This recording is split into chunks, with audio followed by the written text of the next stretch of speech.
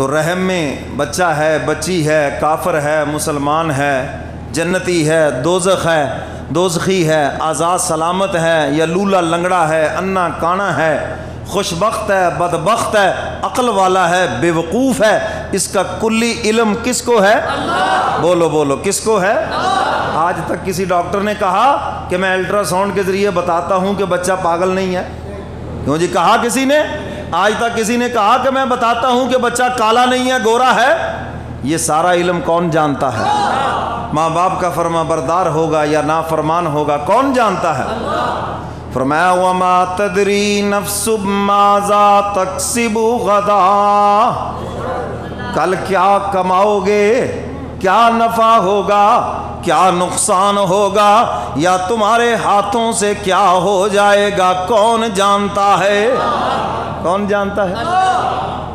اور وہ تو کہتے ہیں کہ یہ ہفتہ کیسے گزرے گا، قرآن کہتا ہے کل کی خبر کوئی نہیں جانتا، اور آپ کے اخبار کہتے ہیں کہ یہ آپ کا ہفتہ کیسے گزرے گا، تو یہ قرآن کے منافی ہے یا نہیں؟ اچھا نجومی کہتے ہیں جناب آپ کے ستارے گردش میں ہیں اور آپ کا جناب یہ ہو جائے گا وہ ہو جائے گا، یہ نجومی جانتے ہیں یا اللہ جانتے ہیں؟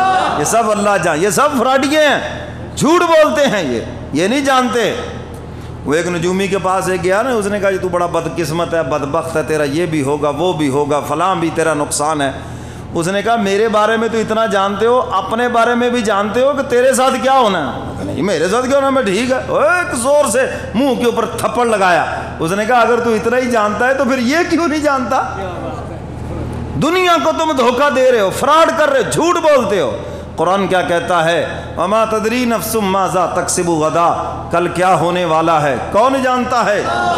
انبیاء بھی نہیں جانتے، صحابہ بھی نہیں جانتے، ولی غوث کتب ابدال بھی نہیں جانتے، کل کی خبریں کون جانتا ہے؟ آئیے ایک واقعہ سناتا ہوں۔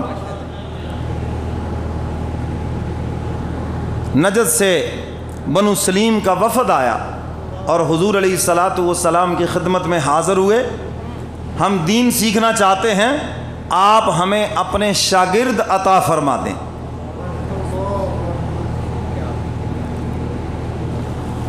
ہم ان سے دین سیکھنا چاہتے ہیں، ہم مسلمان ہونا چاہتے ہیں، اور حضور تو چاہتے ہیں کہ ساری دنیا مسلمان ہو جائے۔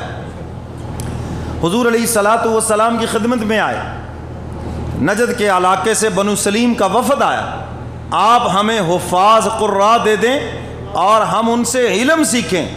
حضور علیہ الصلاۃ والسلام نے اپنے 70 شاگرد، کتنے؟ 70۔ حضور کو پتہ تھا کہ انہوں نے کیا کرنا ہے ان کے ساتھ ہے؟ اگر حضور کو علم ہوتا تو حضور ان ظالموں کے ہاتھوں اپنے شاگرد دیتے؟ بولو بھائی، وہ بولو تو صحیح یار، حضور دیتے؟ کبھی بھی نہ دیتے، کیونکہ کل کی خبر کوئی بھی نہیں جانتا۔ دوست کے روپ میں بھیڑیے بہت پھرتے ہیں، اور یہ روز اول سے چلا آ رہا ہے، اس لیے ہر ایک کی باتوں میں نہ آ جایا کرو، دیکھ لیا کرو آگا پیچھا بھی۔ ہاں تو حضور کے پاس آ گئے اور آ کر کہنے لگے ہمیں اپنے شاگرد دیجئے، ہم ان سے علم سیکھنا چاہتے ہیں۔ حضور نے 70 حفاظ قراء ان کی جماعت تیار کی اور ایک صحابی کو ان کا امیر بنایا، اور حضور نے ان کے ساتھ بھیج دیا، جاؤ بھی ان کے علاقوں میں ضرورت ہے دین سیکھنے کی، سکھانے کی، تو تم وہاں پر جا کر دین سکھاؤ، اور جب تم لوگوں کو دین سکھا لو تو پھر واپس آ جانا۔ اور جو اس کی قوم کا سردار ہے عامر بن طفیل، حضور علیہ الصلاۃ والسلام نے اس کے نام رکا لکھا، خط لکھا، فرمایا میرا یہ خط اس کو جا کر دے دینا اور ان کو اللہ کا پیغام پہنچا کر پھر واپس آ جانا۔ حضرات صحابہ کرام 70 کی تعداد میں ان کے ساتھ جا رہے ہیں۔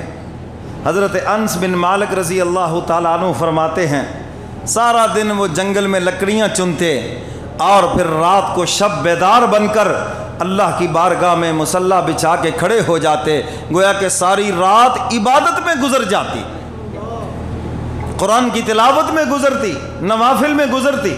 صبح ہوتی تو پھر اسی طرح سفر بھی کرتے، راستے میں لکڑیاں بھی چنتے اور ان کو بیچ کر اپنا گزارا کرتے۔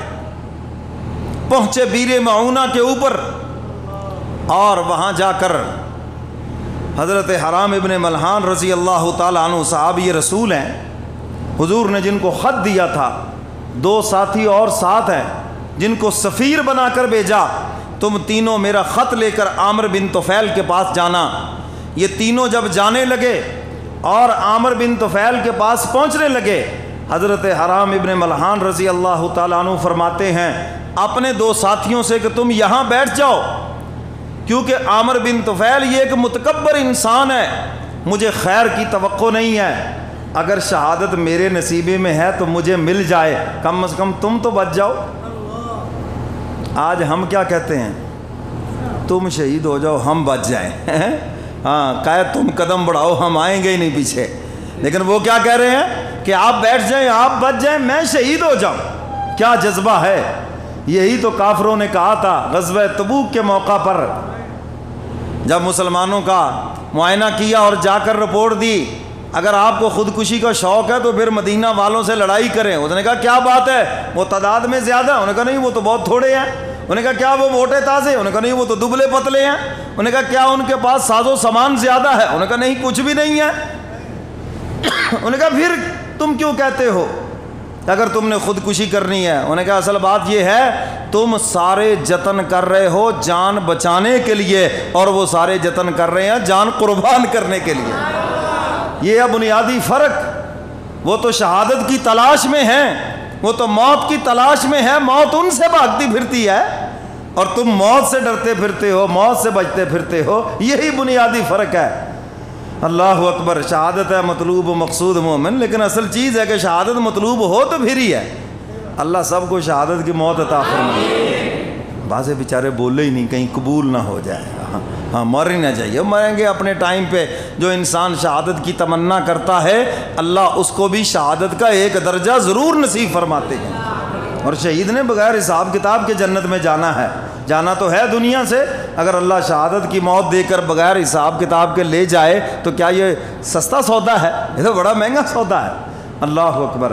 تو میرے محترم سامعین، حضرت حرام ابن ملحان رضی اللہ تعالیٰ عنہ عامر بن طفیل کے دربار میں گئے۔ دربار سجا ہوا ہے، بنو سلیم کا سردار ہے، اور اس کے سامنے جا کر حضور علیہ الصلاۃ والسلام کا محبت نامہ، حضور علیہ الصلاۃ والسلام کا خط رکھا۔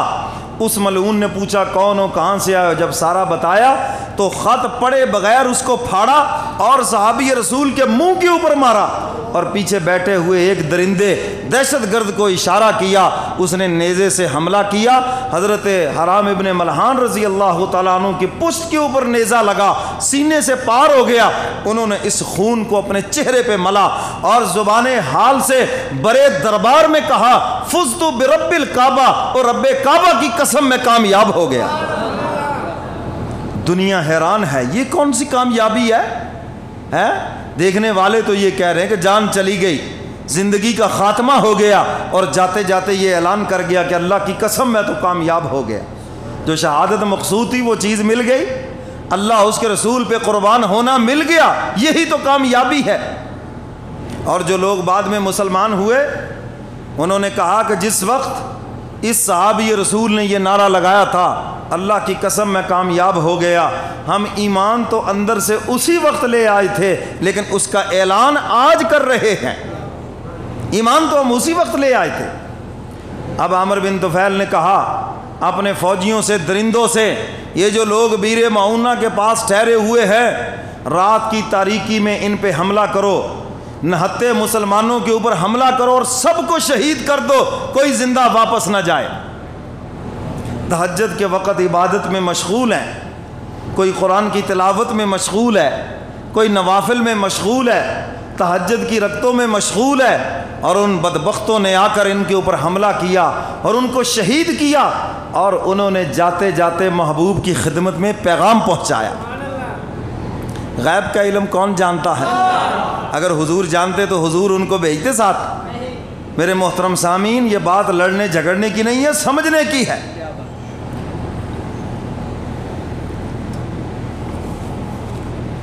بیر معونہ کے وہ مظلوم پیغام دے رہے ہیں، کیا کہتے ہیں وہ؟ بلغوا عنا قومنا، اے فرشتو ہمارا یہ پیغام ہماری برادری تک پہنچا دو، ہمارے قائد تک پہنچا دو کملی والے پیغمبر صحابہ کے مجمع میں تشریف فرما ہے، جبریل امین ان کا یہ پیغام لے کر آئے، کیا کہتے ہیں وہ؟ بلغوا عنا قومنا انا لقینا ربنا، آج ہم نے بیر معونہ پر اپنے رب سے ملاقات کی ہے۔ اسی لیے فرمایا شہید کو اللہ کا دیدار کرایا جاتا ہے جان نکلنے سے پہلے، تاکہ اس کی تلخیاں تکلیف ختم ہو جائے۔ قیامت کے دن حق تعالیٰ جب فرمائیں گے جنتیوں بتاؤ جنت میں کوئی کمی تو نہیں، جو وعدہ کیا سب مل گیا کہ نہیں، کوئی کمی ہے کسی چیز کی ضرورت ہے بتاؤ؟ سب خاموش رہیں گے، لیکن شہداء اٹھ کے کھڑے ہو جائیں گے، عرض کریں گے الہ العالمین ہماری تمنا اور طلب یہ ہے، ثم احیا ثم اقتل ثم احیا ثم اقتل، ہمیں زندہ کیا جائے پھر آپ کے راستے میں شہید کیا جائے، پھر ہمیں زندہ کیا جائے پھر آپ کے راستے میں شہید کیا جائے۔ اے الہ العالمین ہمیں جنت کی نعمتوں میں وہ مزہ نہیں آیا جو آپ کے راستے میں جام شہادت نوش کرنے میں آیا ہے۔ حق تعالیٰ فرمائیں گے وہ تو دنیا میں ہو چکا، سب ہو چکا۔ بلغوا عنا قومنا، اے ہواؤ اے فرشتو ہمارا یہ پیغام ہمارے قائد تک پہنچا دیجئے، ہمارے کملی والے پیغمبر تک ہماری یہ مظلومیت پہنچا دیجئے نا، کس طرح بیر معونہ کے اوپر ہمارے جسموں کے ٹکڑے کیے جا رہے ہیں۔ انا لقینا ربنا، آج ہم نے بیر معونہ پر اپنے رب سے ملاقات کی ہے، اور یہ ملاقات اتنی سود مند ہے، یہ ملاقات اتنی فائدہ مند ہے۔ رضی عنا وارضانا، وہ ہم سے راضی ہو گیا، ہم اس سے راضی ہو گئے۔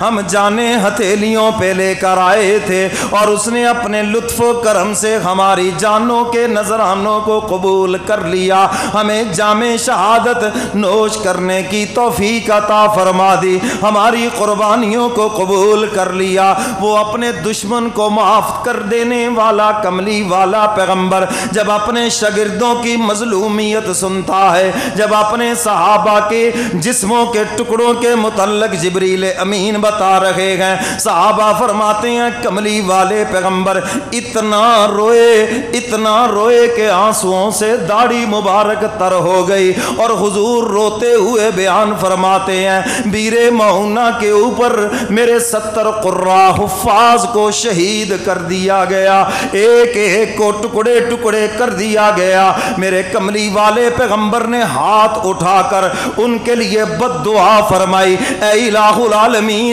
جنہوں نے میرے شاگردوں کو شہید کیا ان کے چہروں سے مسکراہٹیں چھین لے، اے الہ العالمین جنہوں نے مظلوم نہتے مسلمانوں کو شہید کیا ہے، اے الہ العالمین ان کے اوپر کنان سے بھی بڑا قحط مسلط کر دے، اے الہ العالمین ان کے اوپر لا علاج بیماریاں مسلط کر دے جنہوں نے میرے شاگردوں کا قتل عام کیا ہے۔